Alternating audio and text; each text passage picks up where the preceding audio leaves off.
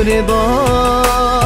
الله الله رضا الله، الله الله رضا الله، الله الله رضا الله به تحلو الحياة.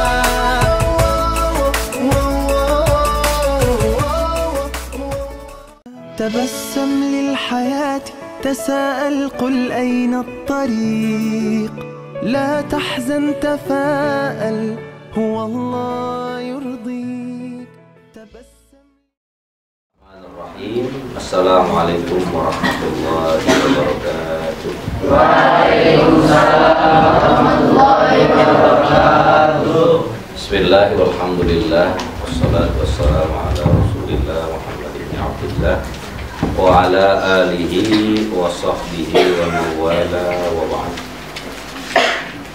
Anak-anakku sekalian yang memuliakan dan memuliakan Allah, para pendengar dan pemirsa dimanapun Anda berada, pertama-tama marilah kita panjatkan puja-puji syukur kita kehadirat Allah Subhanahu wa Ta'ala atas berbagai macam nikmat yang Allah berikan kepada kita, sehingga alhamdulillah kita dapat bertemu lagi dalam kajian kitab Riyadhus Shalihin yang selalu kita adakan di setiap Jumat malam, di setiap malam Sabtu.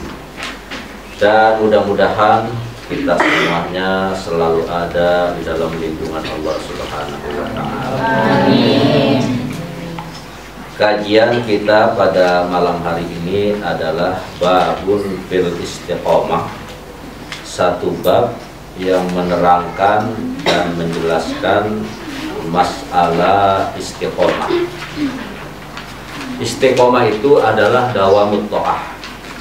Istiqomah itu adalah senantiasa selalu taat dan patuh pada Allah dan Rasul. Ada satu hadis yang diriwayatkan dari Abi Hurairah radhiyallahu ta'ala anhu. Qala Rasulullah sallallahu alaihi wasallam,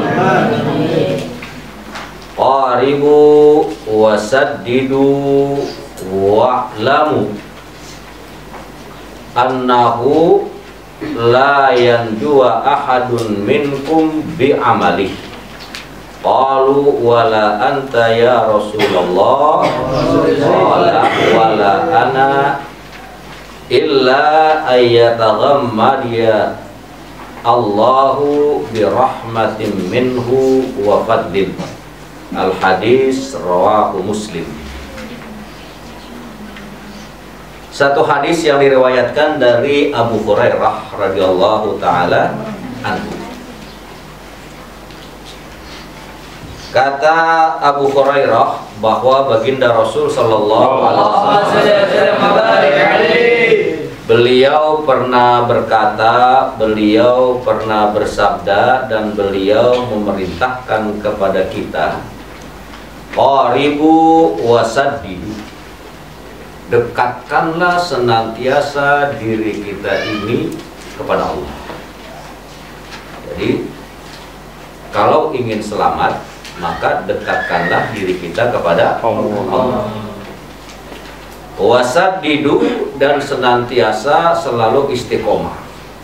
Istiqomah itu tadi sudah kita bahas bahwa istiqomah itu adalah dawamut ta'ah. Istiqomah itu senantiasa selalu berbuat taat. Contoh, misalnya kita memudawamahkan, membiasakan, mewiridkan surah Al-Ikhlas, Qul huwallahu ahad sampai akhir. Kita mudawamahkan, kita istiqomahkan dalam kehidupan kita. Maka orang yang mewiridkan surah Al-Ikhlas dalam kehidupannya, setiap hari mereka wiridkan, mereka baca, lam yantun fi qabri, maka jasadnya tidak akan menjadi bangkai. Jadi jasadnya tetap akan utuh, kain kafannya akan tetap utuh. Bagi mereka yang dalam kehidupannya selalu memudawamahkan, mengamalkan surah Al-Ikhlas. Sekali lagi harus mudawamah. Mudawamah itu artinya kontinu. Ntar diamalin, ntar enggak, ntar diamalin, ntar enggak. Bisa jadi itu kain putihnya robek-robekan. Nah, jadi di alam kubur itu jasad, kepalanya enggak ada, badannya ada, tangan kanan ada, kiri enggak. Bisa jadi kenapa? Karena ngamalin surah Al-Ikhlasnya enggak apa tadi? Tidak mudawamah, tidak istiqomah. Jadi istiqomah itu adalah dawamut ta'ah, senantiasa selalu taat kepada Allah. Kemudian kata Nabi, wa'lamu annahu layan jua ahadun minkum bi'amali.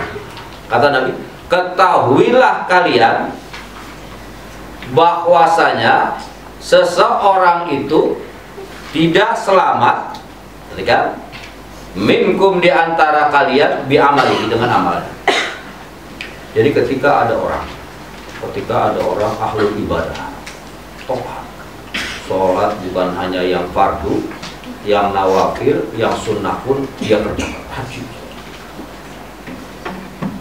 Apakah pertanyaannya? Apakah orang yang sebegitu rajinnya ibadah, dia akan selamat nanti di alam kubur? Dia akan selamat nanti di akhirat? Belum tentu. Jadi seseorang, ia selamat di alam kubur atau ia selamat di akhirat bukan karena amalnya. Ya, bukan karena apanya? Bukan karena amal. Kalau bersandar kepada amalnya, kalau sandar kepada perbuatannya, kalau bersandar kepada ibadahnya, perhatikan sekali. Contoh, kita bersandar kepada sholat kita.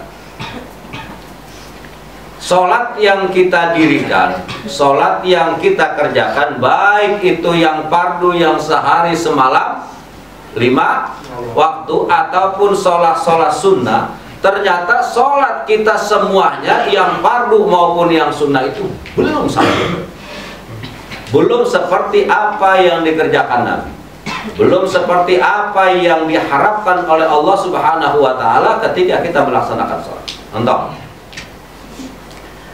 usolli fardul isya'i arba'ah raka'atin mustaqbilal kiblati adaan lillahi ta'ala. Allahu Akbar. Kita baru merasakan khusyuk dalam sholat kita itu hanya baru sebatas ketika kita takbiratul ihram. Selesai kita takbiratul ihram, kemudian kita letakkan tangan kita di atas pusar dan di bawah dada, mulailah saat itu, mulai otak kita bermain, mulai daya ingat kita pun bermain, mulai hati kita pun bermain. Apapun ya, yang tadi terjadi, yang kemarin terjadi, yang kemarinannya lagi kita alami, akan kita ingat pada saat kita lagi sholat. Contoh, sebelum sholat, kunci kita lupa. Kunci kita lupa.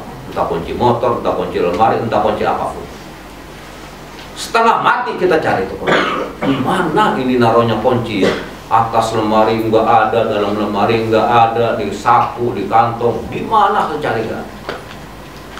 Kemudian ketika kita sholat, Allah, ternyata kunci gue tadi gue taruh di sana. Padahal kita lagi apa itu? Artinya kalau cuma ngandelin sholat bahwa diri kita ini akan selamat, jauh. Kenapa? Karena sholat kita jauh daripada khusyuk. Cuma takbiratul ihram. Kalau kita mempraktekkan sholat, cuma ketika kita takbiratul ihram, Allah, itu yang kita nggak ingat apa-apa. Selesai aja kita taruh di sini, urusan apa saja udah. Urusan dunia ini akan kembali ke otak kita, padahal kita lagi apa? Kata Nabi bahwasanya kita ini, selamatnya kita ini baik di alam kubur maupun di akhirat nanti bukan karena ibadah. Kemudian contoh yang kedua, kita sedekah, kita membantu orang lain. Satu hari kiai ini punya uang banyak, ratusan juta. Nah, mudah-mudahan kamu aminin beneran nanti. Satu saat, satu hari kiai punya uang ratusan juta, banyak. Di Bank Syariah ada, di Grobok ada, di lemari ada, di laci ada, kumpul tuh duit ratusan juta. Seketika ada tetangga kiai datang ke rumah. Assalamualaikum kiai. Waalaikumsalam. Tampangnya kusut ini tetangga. Tampangnya apa? Kusut, semraut, pasi mukanya. Kata kiai, ada apa ini ya tumben datang? Ini kiai, saya ada apa? Saya pengen buka usaha, pengen dagang kecil-kecilan. Terus kalau ada mah kiai, saya pengen pinjam duit barang 5 jutaan. Nah, karena uang kiai lagi banyak, uang 5 juta itu tidak terhitung seberapa gitu. Karena uang masih ratusan juta, banyak. Ya udah nggak apa-apa. Kalau emang ente mau usaha, mau buka usaha, mau dagang, ini uang 5 juta. Pasti. Yang dibantu girang nggak itu? Kiai yang ngasih sodako, yang bantu itu pahala nggak? Nah, dapat. Ini masalah amal, kadang masalah sodako. Satu ketika, kiai yang waktu itu uangnya banyak, habis semuanya. Habis nggak punya uang kiai. Yang pernah kiai pinjamkan uang 5 juta, oh sehari demi sehari dagangannya maju kelihatan. Motor udah mulai beli, kemudian Xenia dia ganti sama Avanza, udah punya mobil. Maka terpikirlah oleh kiai, dulu dia pernah aku bantu, sekarang aku mau datang ke rumahnya gantian. Datanglah kiai ke rumah yang pernah orang kiai bantu. Kata kiai, bang, kayaknya dunia ini berputar. Dulu saya senang, sekarang saya susah dan abang senang. Dan dulu abang pernah saya bantu, sekarang saya minta sama abang. Saya minta bantu sama abang karena abang kehidupannya udah senang. Ketika kiai ajukan, sampaikan bahwa kiai meminjam utang, meminjam uang kepada orang yang pernah kiai bantu. Kemudian kata orang itu, maaf pak kiai, saya nggak punya duit. Kata siapa nih? Kata orang yang pernah dibantu. Padahal kelihatan udah punya motor, udah punya mobil. Tapi ketika kiai karena merasa punya jasa sama orang itu, kiai datang, kiai pinjam, ternyata jawabannya, maaf pak kiai, saya nggak punya duit. Apa yang terjadi? Lu datang ke rumah ngerangah ngenge, muka kusut, pasi, akhirnya timbul kasihan. Sekarang lu udah kaya. Coba, akhirnya apa? Yang dulunya ada pahalanya, akhirnya apa? Hilang pahala. Kenapa? Karena hilang keikhlasan. Artinya bersodako ngarepin balas.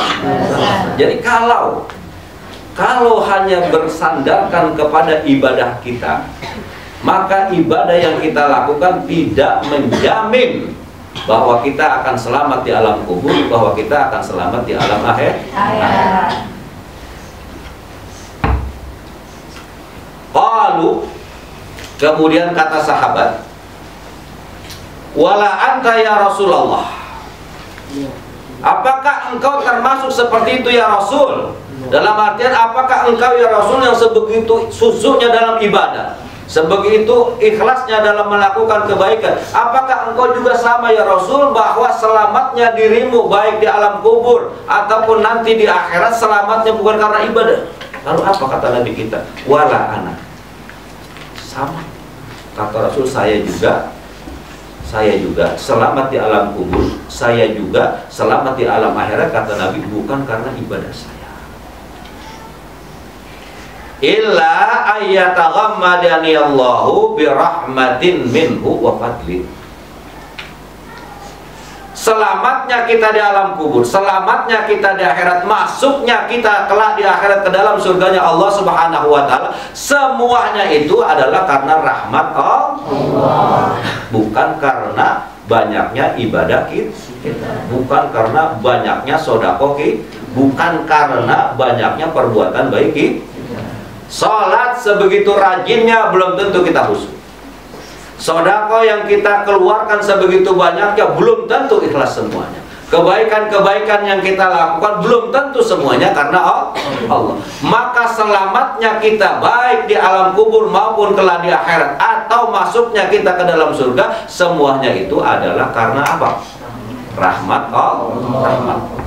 Pertanyaannya, bagaimana caranya agar kita mendapat rahmat Allah? Bagaimana caranya agar kita mendapat kasih sayang Allah? Bagaimana caranya agar Allah ridho kepada kita? Nah, untuk mendapatkan rahmat Allah Subhanahu wa Ta'ala, maka hendaknya lah dekatkan diri kita kepada Allah dan istiqomahlah dalam dekat diri kita kepada Allah. Artinya, oke, sholat kita belum khusyuk, kita akuin saja bahwa sholat kita ini belum apa? Belum. Bukan berarti ketidakhusyuan itu harus kita tinggalkan sholat. Walaupun belum khusyuk, tetap harus mudawamah, tetap harus istiqomah. Artinya tetap harus kita kerjakan sholat itu. Sama. Sedekah, ketika kita mampu, keluarkan sedekah. Bukan dengan sholat, bukan dengan sedekah kita bisa selamat, tapi tetap harus kita kerja. Apa tujuannya? Kenapa kita harus sholat? Kenapa kita harus zakat? Kenapa kita harus haji? Dan seterusnya. Kenapa Allah mewajibkan A, B, C, dan seterusnya? Tujuannya adalah agar Allah memberikan rahmat kepada kita. Bukan karena ibadah kita jadi selamat. Kita selamat itu semata-mata karena Allah, karena rahmat Allah. Untuk mendapatkan rahmat Allah inilah maka kita harus ibadah. Aku mengharapin rahmat aja dari Allah. Gak usah sholat, gak usah puasa, gak usah sedekah, gak usah berbuat baik, yang penting dapat rahmat dari Allah. Orang-orang seperti kita ini jauh untuk mendapatkan rahmat kalau kita nggak ibadah. Jangan menilai seseorang dengan kekayaannya. Jangan menilai seseorang dengan kekayaan.